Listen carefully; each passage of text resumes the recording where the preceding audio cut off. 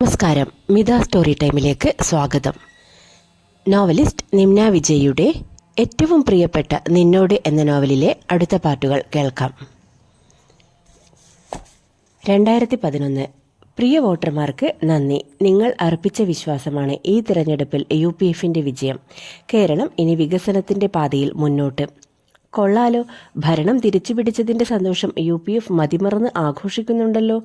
കഴിഞ്ഞയാഴ്ച വന്ന ഇലക്ഷൻ റിസൾട്ടിൽ വിജയിച്ച UPFന്റെ വാൾ പോസ്റ്റേഴ്സ് വരുൺ ഉറക്കെ വായിച്ചു. ഏതു പാർട്ടി വന്നിട്ടെന്താ സാറേ, ജനങ്ങൾക്ക് അതുകൊണ്ട് വലിയ മെച്ചമൊന്നുമില്ല. അവർ തമ്മിൽ കൈയിട്ട് വാരി കട്ടുമുടിപ്പിക്കും. ടാക്സിയിലെ AC വർക്ക് ചെയ്യാത്തതിനാൽ ഡ്രൈവർ വിൻഡോ തുറന്നിട്ടു. അങ്ങനെ തറപ്പിച്ച് പറയാൻ കഴിയില്ല. ഇത്തവണ IT പാർക്കും ഇൻഡസ്ട്രിയൽ ഹബ്സും ഡെവലപ്പ് ചെയ്യുമെന്നല്ലേ പറയുന്നത്. അങ്ങനെ കുറച്ച് തൊഴിലവസരങ്ങൾ വരുന്നുണ്ടെങ്കിൽ നല്ലതല്ലേ. ചേട്ടൻ എന്നു മുതലാണ് ഇത്ര കാര്യമായിട്ട് കേരള പൊളിറ്റിക്സ് ഫോളോ ചെയ്യാൻ തുടങ്ങിയത്? അത്രയും നേരം വെറുതെ കണ്ണടച്ച് കിടന്നിരുന്ന ശരൺ അവരുടെ സംസാരം കേട്ട് എണീറ്റു. നമ്മുടെ ബിസിനസ് ഗൾഫിലാണെങ്കിലും കേരളത്തിൽ നടക്കുന്ന ഓരോ ചെറിയ കാര്യങ്ങളും അതിനെ ഇമ്പാക്റ്റ് ചെയ്യും. അവിടുത്തെ ഓരോ ദൃഹത്തിലും ഇവിടുത്തെ മനുഷ്യരുടെ വിയർപ്പ് പറ്റിയിട്ടുണ്ട്. ഞാൻ കുറച്ചുകാലം ഗൾഫിലുണ്ടായിരുന്നു ഡ്രൈവറായിട്ട്. കല്യാണം കഴിഞ്ഞ് 1 വർഷമായപ്പോഴേക്കും അങ്ങോട്ട് വണ്ടി കയറി. പിന്നെ വീടും വെച്ച് മൂത്തമോളുടെ കല്യാണവും നടത്തിയ ശേഷമാണ് അവിടം വിട്ടത്. ഇളയവൻ 10ാം ക്ലാസ്സിലായി. അവൻ എന്തെങ്കിലും ജോലിയായ ശേഷം വിട്ടാൽ മതിയെന്ന് കരുതിയതാ. പക്ഷെ എത്ര കാലമെന്ന് വെച്ചിട്ടാ ഒറ്റയ്ക്കവിടെ ജീവിക്കുന്നത്? നാട്ടിൽ ടാക്സി ഓടിക്കുന്നത് കൊണ്ട് വലിയ ലാഭമൊന്നുമില്ല. അല്ലെങ്കിൽ ഇതുപോലെ എപ്പോഴും എയർപോർട്ട് ഓട്ടം കിട്ടണം. നിങ്ങൾ ഇടയ്ക്ക് നാട്ടിൽ വരാറുണ്ടോ? ഇല്ല, ഞാൻ വന്നിട്ട് 15 വർഷത്തിന് മേലെയായി. ഇവൻ ഒരു 5 വർഷം മുൻപേ വന്നെന്ന് തോന്നുന്നു, അല്ലേടാ? വരുൺ ശരണിനെ തിരിഞ്ഞു നോക്കിക്കൊണ്ട് ചോദിച്ചു. 2006 അവസാനം വന്നത്. എല്ലാ തവണയും വരണമെന്നൊക്കെ വിചാരിക്കും. പിന്നെ ഓരോ തിരക്കുകളാവും. എന്നാണ് തിരിച്ചു പോകുന്നത്? പോകുമ്പോൾ എന്നെ തന്നെ വിളിച്ചാൽ മതി. ഇതാ കാർഡ്. ഡ്രൈവർ കാറിൻ്റെ ഫ്രണ്ട് ബോക്സിൽ നിന്നും ഒരു കാർഡ് എടുത്ത് അവർക്ക് നേരെ നീട്ടി. തിരിച്ചു പോകാനുള്ള ടിക്കറ്റ് ഇതുവരെ എടുത്തിട്ടില്ല. കുടുംബത്തിൽ ഒരു കല്യാണമുണ്ട്, കൂടെ കുറച്ച് ബിസിനസ് ആവശ്യങ്ങളും. അതെപ്പോൾ തീരുമെന്ന് പറയാൻ കഴിയില്ലല്ലോ. ഞങ്ങൾ വിളിക്കാം. വരുൺ കാർഡ് വാങ്ങി മറിച്ചു നോക്കി പേഴ്സിലേക്ക് വച്ചു. ഈ ബ്ലോക്കിൽ കിടക്കാൻ തുടങ്ങിയിട്ട് അരമണിക്കൂറിലധികം ആയില്ലേ? വീട്ടിലേക്ക് ഒരു 5 കിലോമീറ്റർ പോലും ബാക്കിയില്ല. പക്ഷേ ഈ കണക്കിന് പോയാൽ വൈകുന്നേരമാവും അവിടെ എത്താൻ. ഇതെന്താ സംഭവം? വല്ല പാർട്ടി പരിപാടിയുമാണോ? ശരൺ നടുനിവർത്താൻ പാടുപെട്ടുകൊണ്ട് ഒന്ന് നിവർന്നിരുന്നു. പോലീസ് വണ്ടി കാണുന്നുണ്ട്. ചിലപ്പോൾ വല്ല സമരവുമായിരിക്കും. ഡ്രൈവർ തലപുറത്തേക്കിട്ട് ഏന്തി വലിഞ്ഞു നോക്കി. ഞാൻ ഒന്ന് പോയി നോക്കിയിട്ട് വരാം. ശരൺ ഡോർ തുറന്ന് സൺഗ്ലാസ് എടുത്തുവെച്ച് പുറത്തേക്കിറങ്ങി. 1/2 കിലോമീറ്ററോളം മുന്നോട്ട് നടന്നപ്പോൾ തന്നെ അവിടെ നടക്കുന്നത് ജാഥയും സമരവുമൊന്നുമല്ലെന്ന് അവന് മനസ്സിലായി.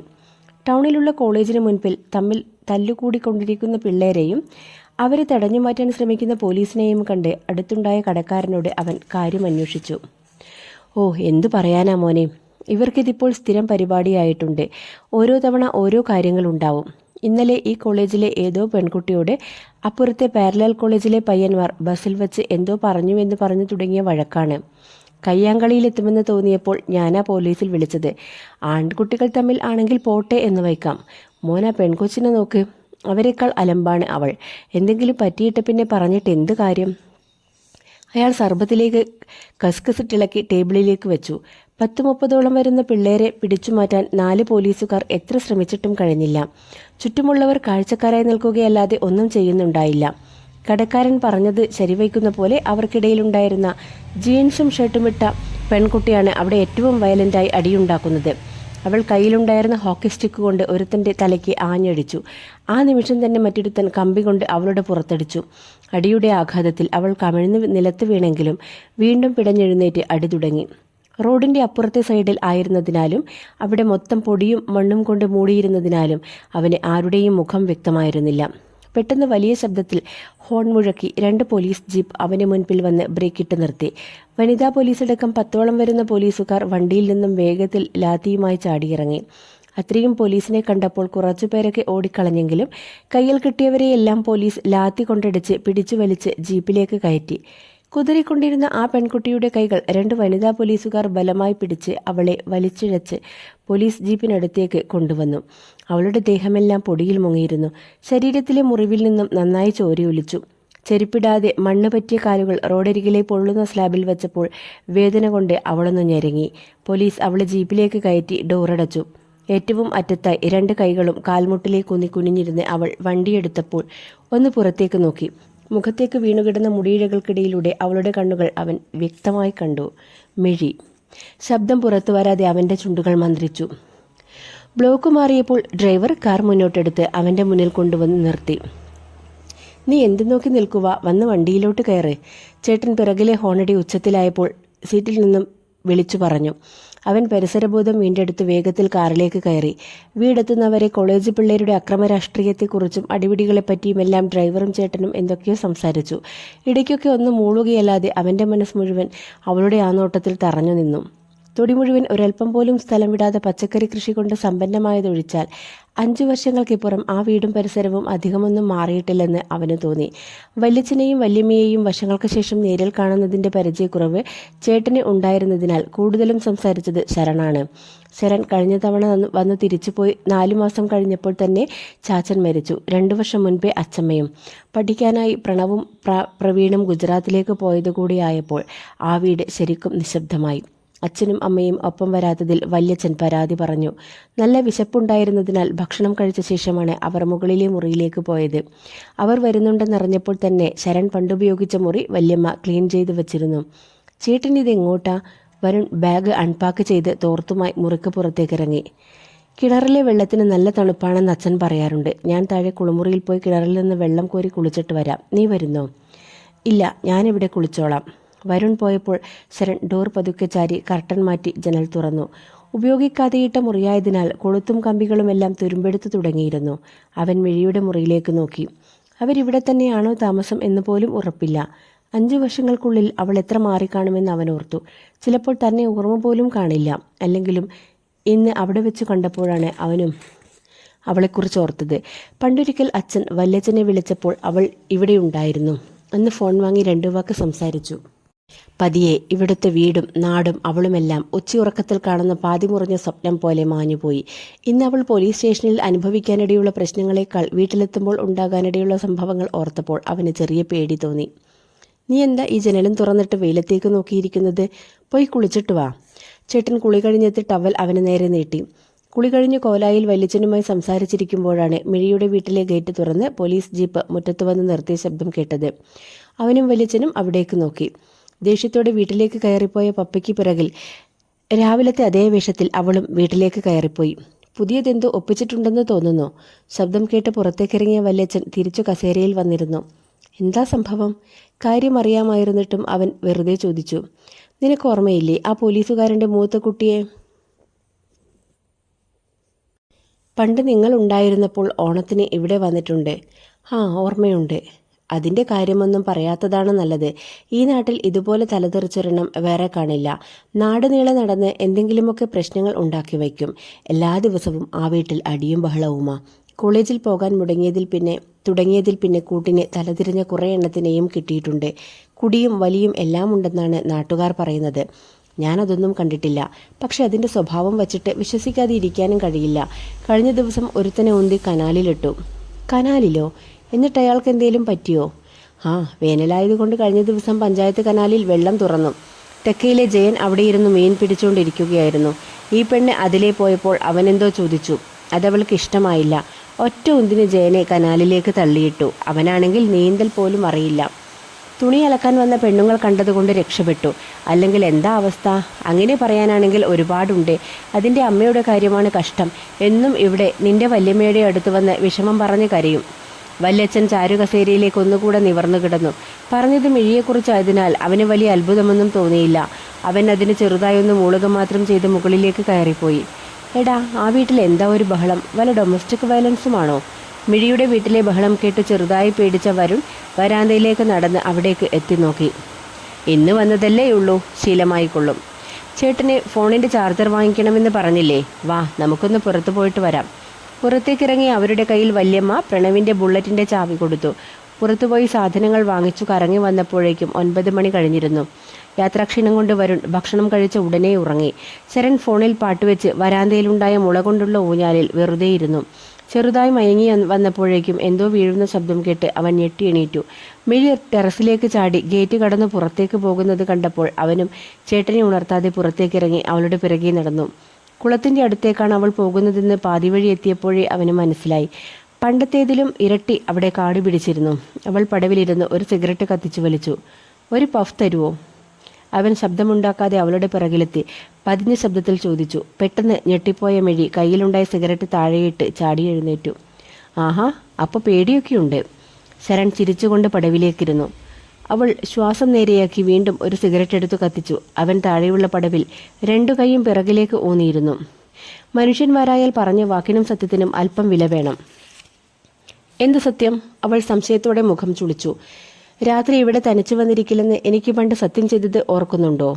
ഓ അതോ. ഒരു കൈ കൊണ്ട് സത്യം ചെയ്തപ്പോൾ ഞാൻ നീ കാണാതെ മറ്റേ കൈയിലെ ഫിംഗേഴ്സ് ക്രോസ് ചെയ്ത് പിടിച്ചിരുന്നു. അതിനർത്ഥം ആ പ്രോമിസ് വാലിഡ് അല്ലെന്നാണ്. ശരിക്കും നിനക്ക് ഈ വർഷത്തെ ഇലക്ഷനിൽ മത്സരിക്കാമായിരുന്നു. നാട്ടിലൊക്കെ നല്ല ഫേമസ് ആണല്ലോ. അതിന് ഫേമസ് ആയാൽ മാത്രം പോരാ, നല്ല പേര് കൂടെ വേണം. ആഹാ, അപ്പോൾ അറിയാം നാട്ടിൽ നല്ല ചീത്തപ്പേരാണെന്ന്. മറ്റുള്ളവരുടെ കാര്യങ്ങൾ അറിയില്ലെങ്കിലും എനിക്ക് എന്നെക്കുറിച്ച് നല്ല ധാരണയുണ്ട് ശരൺ. അവൾ വലിച്ചു തീർന്ന സിഗരറ്റ് കുളത്തിലേക്ക് എറിഞ്ഞു. എന്നെ കണ്ടപ്പോൾ ഒട്ടും സർപ്രൈസ് ആയില്ലേ?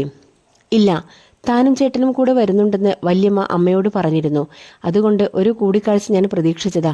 പക്ഷേ ഇങ്ങനെ ഇവിടെ വെച്ചാവുമെന്ന് കരുതിയില്ല. വേദനയുണ്ടോ?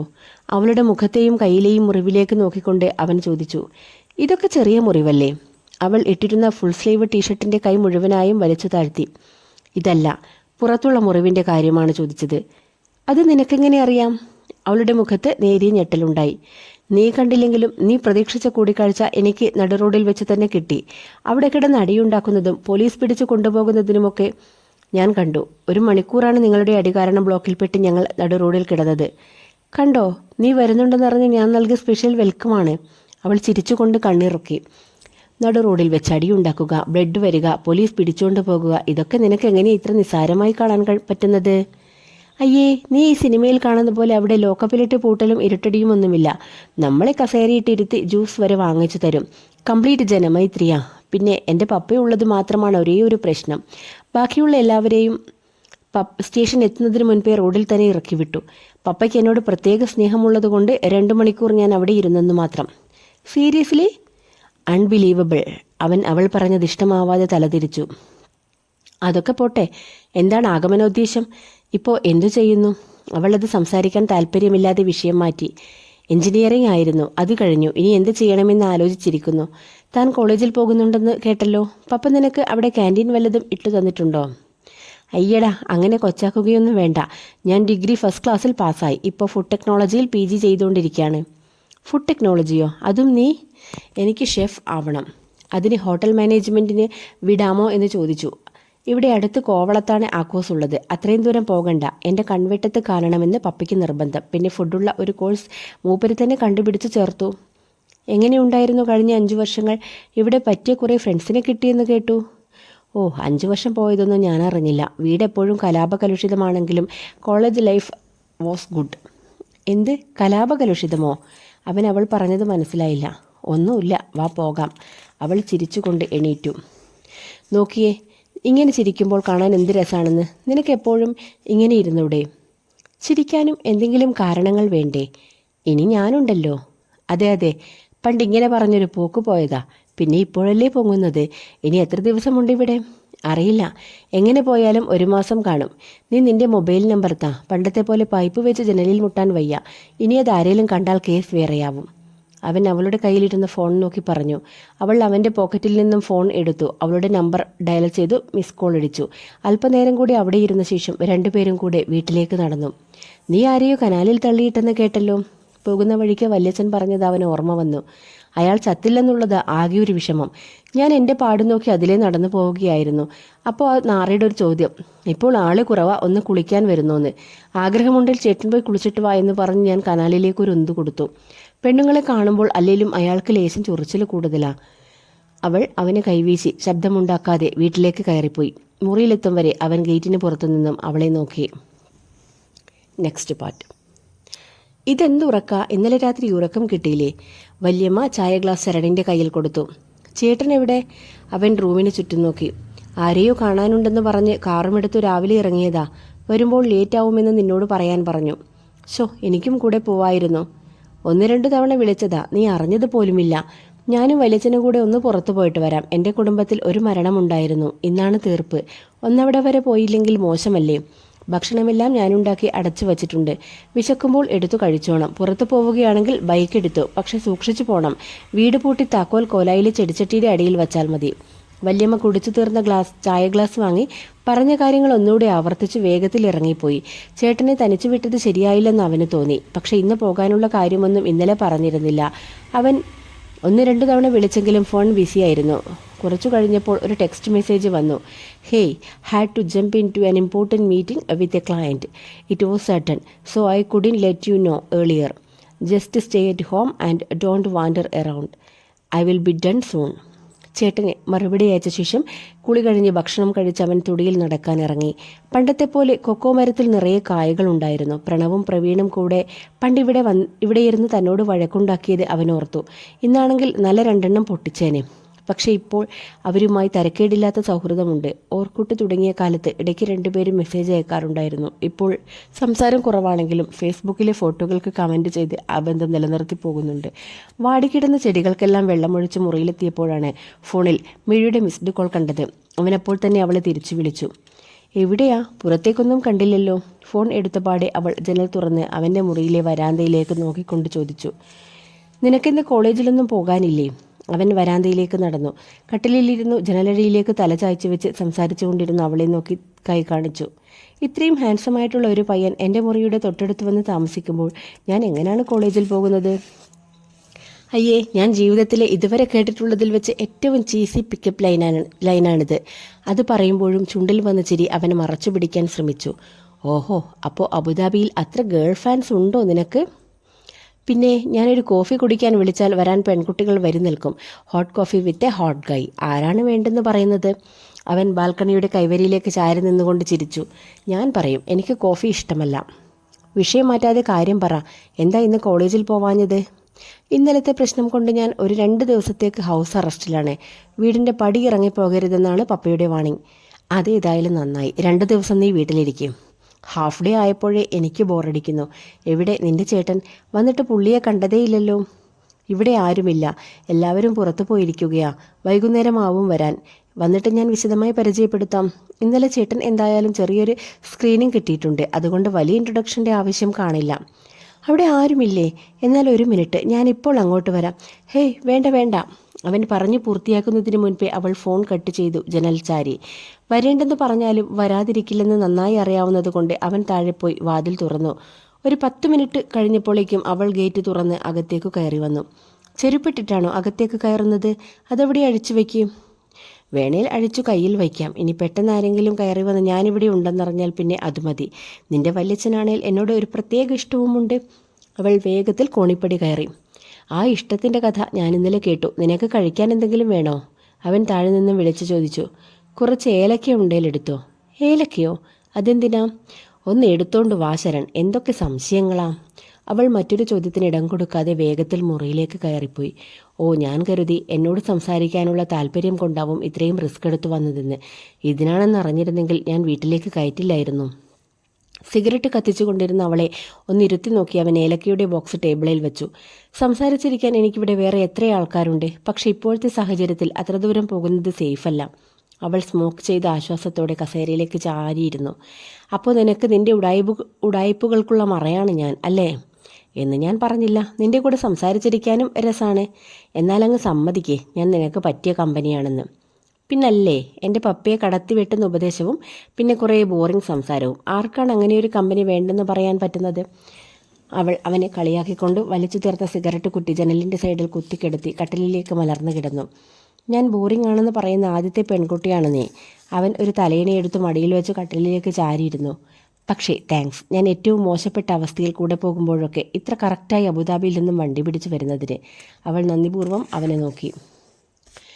എന്താ ശരിക്കും നിനക്ക് പപ്പയുമായിട്ടുള്ള പ്രശ്നം? എന്നോട് ഷെയർ ചെയ്യാൻ പറ്റുന്നതാണെങ്കിൽ പറഞ്ഞാൽ മതി. അത് നിനക്ക് പറഞ്ഞാൽ മനസ്സിലാവില്ല ശരൺ.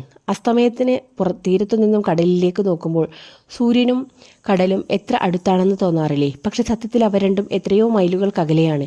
അതുപോലെ നമ്മളിപ്പോൾ എത്ര അടുത്തിരുന്നാലും നമ്മുടെ ലോകങ്ങൾ തമ്മിൽ അത്രയ്ക്കും ദൂരമുണ്ട്.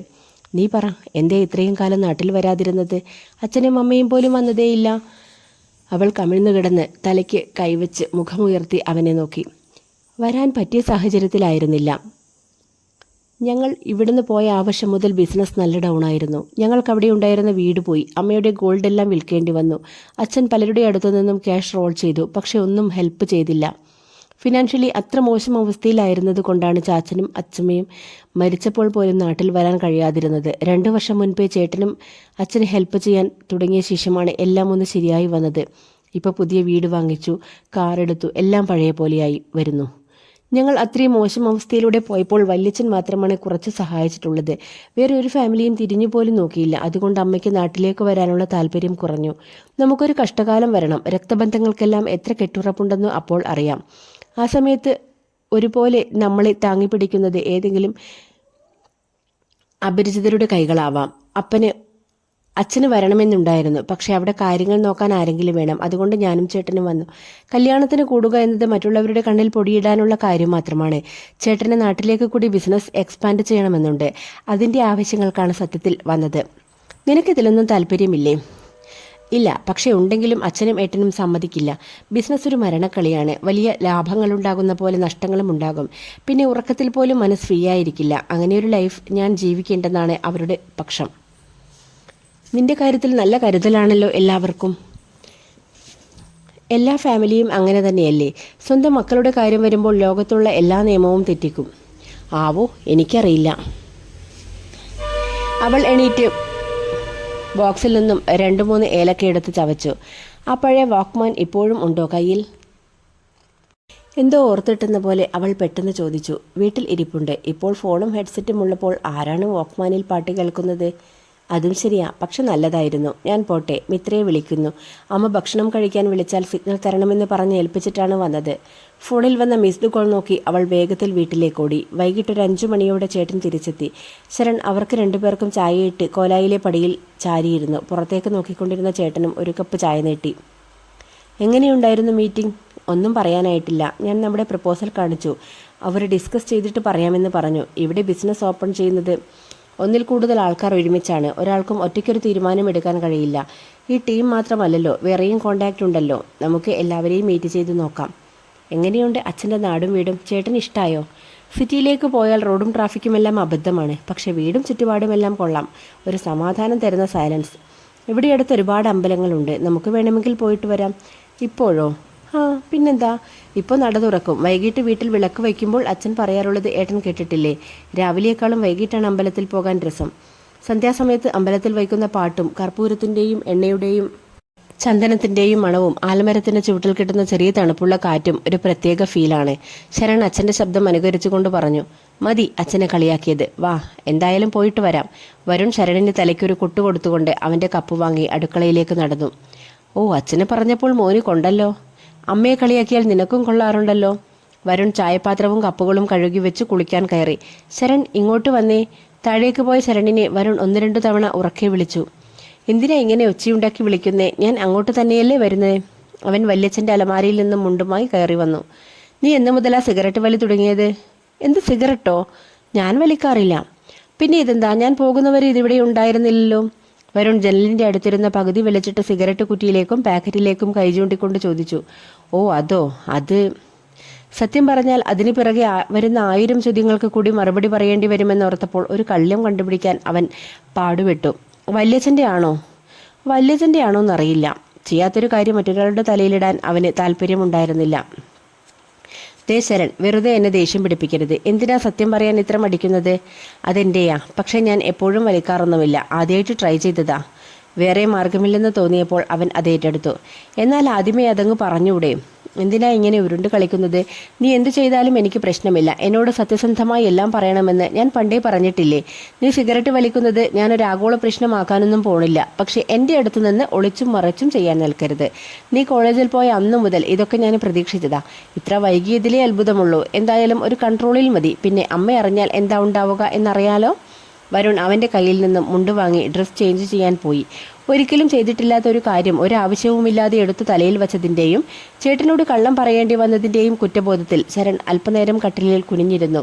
അമ്പലത്തിൽ പോയി തിരിച്ചെത്തുന്നതുവരെ ചേട്ടൻ അവനെ ഓരോന്ന് പറഞ്ഞ് ഉപദേശിച്ചു കൊണ്ടിരുന്നു. പിറ്റേന്ന് വയനാട്ടിൽ ഒരു മീറ്റിംഗ് ഉണ്ടായിരുന്നതിനാൽ രാവിലെ തന്നെ രണ്ടുപേരും അങ്ങോട്ട് തിരിച്ചു. മീറ്റിംഗ് കഴിഞ്ഞ് 2 ദിവസം ഒരു റിസോർട്ടിൽ സ്റ്റേ ചെയ്ത് അവിടെ മുഴുവൻ കറങ്ങിയ ശേഷമാണ് തിരിച്ചെത്തിയത്. ഒരു ദിവസം ഉച്ചയ്ക്ക് സാധനങ്ങൾ വാങ്ങിക്കാൻ ടൗണിലേക്ക് ഇറങ്ങിയ ചേട്ടനെ കമ്പനിക്കായി ശരണും ഒപ്പം പോയി. ഷോപ്പിംഗ് കഴിഞ്ഞപ്പോൾ ജ്യൂസ് കുടിക്കാനായി അവർ അവിടെ ഒരു കൂൾ ബാറിൽ കയറി. എന്ത് ബഹളമായി ഇവിടെ! വേറെ വല്ലയിടത്തും കയറിയാൽ മതിയായിരുന്നു.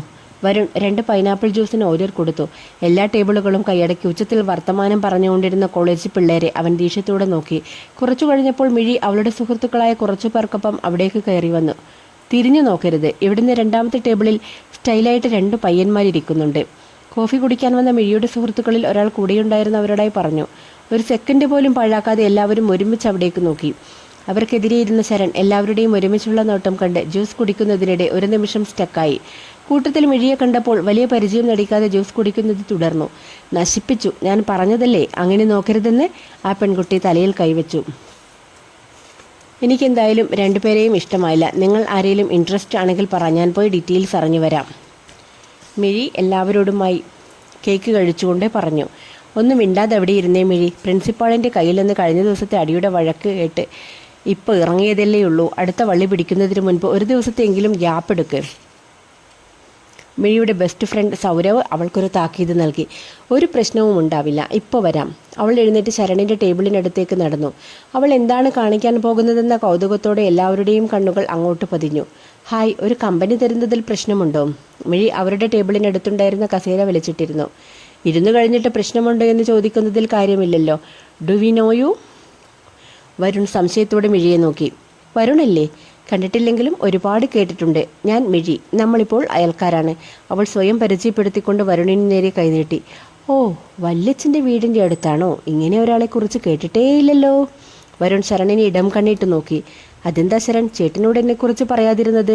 അല്ലേലും അവൻ ഇങ്ങനെയാ, കുറച്ചധികം ഉപദേശം തരുമെന്നല്ലാതെ ആവശ്യമുള്ള കാര്യങ്ങളൊന്നും പറയില്ല. എല്ലാം രഹസ്യമാക്കി വയ്ക്കും. മിഴി ശരണിന് നേരെ തിരിഞ്ഞു. അവളെ കണ്ടില്ലെന്ന് നടിച്ച് ഈ സംഭാഷണത്തിലേ ഇല്ലെന്ന് കരുതി മിണ്ടാതെ ജ്യൂസ് കുടിച്ചുകൊണ്ടിരുന്ന ശരൺ അവളുടെ വാക്കുകൾ കേട്ട് നെറ്റിയിൽ കൈവച്ചു. ഇവൻ ഈയിടെയായി ഒരുപാട് കാര്യങ്ങൾ പറയാതിരിക്കുന്നുണ്ട്. ഇത്രയൊക്കെ രഹസ്യങ്ങൾ കൊണ്ട് നടക്കാനുള്ള കഴിവ് നിനക്കുണ്ടെന്ന് ഞാൻ അറിഞ്ഞില്ലല്ലോ. വരുൺ കസേരയിലേക്ക് ചാഞ്ഞിരുന്നു കൊണ്ട് ചെറുതായി ചിരിച്ചു.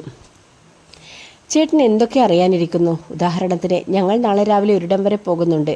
തിരിച്ചെത്തുമ്പോൾ കുറച്ചധികം വൈകും. ആ കാര്യം പറഞ്ഞിരുന്നോ? വരുണിൻ്റെ ചോദ്യത്തിന് മറുപടി പറഞ്ഞത് മിഴിയാണ്. എന്ത്, നാളെയോ? എവിടെ പോകാൻ? ചേട്ടാ, ഇവള് ചുമ്മാ പറഞ്ഞതാ, ഞാനൊന്നും അറിഞ്ഞിട്ടില്ല. ശരൺ കാര്യമറിയാതെ അവളെയും ചേട്ടനെയും മാറി മാറി നോക്കി. മതിയടാ കിടന്നുരുണ്ടത്. നീ എന്തായാലും നാളെ പോയിട്ട് വാ. ഇനി ഇങ്ങനെ വല്ലതും പ്ലാൻ ചെയ്യുമ്പോൾ എന്നോട് കൂടെ ഒന്ന് പറഞ്ഞാൽ സൗകര്യമായിരുന്നു. വരുൺ ശരണിനെ നോക്കി കണ്ണീറൊക്കെ. അപ്പോൾ എല്ലാം പറഞ്ഞ പോലെ. ബൈ ശരൺ, നാളെ കാണാം. അവൾ കസേര നീക്കി എണീറ്റു. അയ്യോ, സംസാരിച്ചിരുന്നു വന്ന കാര്യം പറയാൻ മറന്നുപോയി. ദേ അവിടെ ഇരിക്കുന്ന എൻ്റെ ഫ്രണ്ട്സിനെ കണ്ടോ? അവർക്ക് നിങ്ങൾ 2 പേരെയും നന്നായി ബോധിച്ചിട്ടുണ്ട്. ഇവനെ കാണുന്ന ലുക്ക് മാത്രമേ ഉള്ളൂ, ആളത്ര ഇൻട്രസ്റ്റിംഗ് അല്ല എന്ന് ഞാൻ പറഞ്ഞിട്ടുണ്ട്. പക്ഷെ ചേട്ടൻ അടിപൊളിയാണ്. അവരെ 2 പേരെയും നോക്കിയിട്ട് താല്പര്യമുണ്ടെങ്കിൽ പറയണം. മിഴി അല്പം കുനിഞ്ഞ് പതിഞ്ഞ ശബ്ദത്തിൽ പറഞ്ഞു. Thanks for the compliment. പക്ഷെ ഇപ്പോൾ ഒരാളെയും നോക്കുന്നില്ല. ഒരു ആത്മാർത്ഥ പ്രണയകഥയ്ക്കുള്ള അവസരമാണ് വരുണിപ്പോൾ മുളയിലേ നുള്ളിക്കളഞ്ഞത്. തീരുമാനത്തിൽ എന്തേലും മാറ്റമുണ്ടെങ്കിൽ പറഞ്ഞേക്കണം. മിഴി ഒന്നുകൂടി 2 പേരെയും നോക്കി കൈവീശി അവളുടെ ഫ്രണ്ട്സിനടുത്തേക്ക് നടന്നു. ഇവൾ ആള് കൊള്ളാലോ. ഇങ്ങനെയൊരാളെ ആദ്യമേ പരിചയപ്പെടാതിരുന്നത് വലിയ മോശമായടാ. ചേട്ടാ, 1 മിനിറ്റ്, ഞാനിപ്പോൾ വരാം. ബിൽ പേ ചെയ്ത് ബൈക്കിനടുത്തേക്ക് നടന്നുകൊണ്ടിരുന്ന വരുണിനോട് വേഗം വരാമെന്ന് പറഞ്ഞ് ശരൺ മിഴിയുടെ ടേബിളിനടുത്തേക്ക് നടന്നു. അവിടെ എന്താണ് സംസാരിച്ചതെന്നറിയാൻ തിടുക്കം കൂട്ടിക്കൊണ്ടിരുന്ന അവളുടെ ഫ്രണ്ട്സ് അവൻ്റെ വരവ് കണ്ടു. ഒരു നിമിഷം സൈലൻ്റായി. അവൻ അവളുടെ കൈപിടിച്ച് വലിച്ച് വാഷ് ബേസിനടുത്തേക്ക് മാറി നിന്നു. ഇത്രയും പെട്ടെന്ന് എന്നെ മിസ് ചെയ്തോ? അവൾ അവൻ്റെ കൈ മെല്ലെ പിടിച്ചു മാറ്റിക്കൊണ്ട് കണ്ണിലേക്ക് നോക്കി. മിഴി, എല്ലാം തമാശയല്ല. നീ ചേട്ടനോട് എന്തൊക്കെയാ പറഞ്ഞത്? നാളെ എവിടെയാ പോകുന്നേ? ഞാൻ പറഞ്ഞതല്ലേ ചേട്ടനെ ഞാനായിട്ട് പരിചയപ്പെടുത്താമെന്ന്. ഇതിപ്പോൾ ഇവിടെ വെച്ച് വേണമായിരുന്നോ? എനിക്കറിയാം ചേട്ടൻ എന്നെ ഇഷ്ടമായെന്ന്. ഒരു ഫോർമലായിട്ടുള്ള കൂടിക്കാഴ്ചയേക്കാൾ ഇത് എന്തുകൊണ്ട് നന്നായില്ലേ? നീ വെറുതെ ദേഷ്യപ്പെട്ടുള്ള ഭംഗി കൂട്ടണ്ട. ഈ വായിലെ നാക്ക് കൊണ്ട് എങ്ങനെയെങ്കിലും പിടിച്ചു നിന്നോളും അല്ലേ? ഇന്നലെ ചെയ്യാത്ത കാര്യത്തിന് ഞാൻ കുറ്റമേറ്റില്ലായിരുന്നുവെങ്കിൽ ഇപ്പോൾ കാണിച്ച ഷോ ചീറ്റിപ്പോയേനെ. ഇന്നലെ സിഗരറ്റിൻ്റെ കാര്യം ഓർമ്മയിൽ വെച്ചുകൊണ്ട് അവൻ പറഞ്ഞു. നീ എന്ത് കാര്യം ഏറ്റെന്നാ? അത് നാളെ പോകുമ്പോൾ വിശദമായിട്ട് പറയാം. അപ്പോൾ നാളെ വരാമെന്ന് സമ്മതിച്ചോ? തിരിഞ്ഞു നടന്ന അവനോട് അവൾ സന്തോഷത്തോടെ പിറകിൽ നിന്ന് വിളിച്ചു ചോദിച്ചു. ആ, ആലോചിക്കാം. അവൻ തിരിഞ്ഞു നോക്കാതെ ചെറുതായി ചിരിച്ചുകൊണ്ട് മറുപടി പറഞ്ഞു. വേഗത്തിൽ ചേട്ടനടുത്തേക്ക് നടന്നു. നാളെ പുലർച്ചെ 5 മണിയോടെ ബൈക്കുമായി കോളേജിന് മുൻപിലെത്താൻ അവൾ ശരണിന് മെസ്സേജ് അയച്ചു.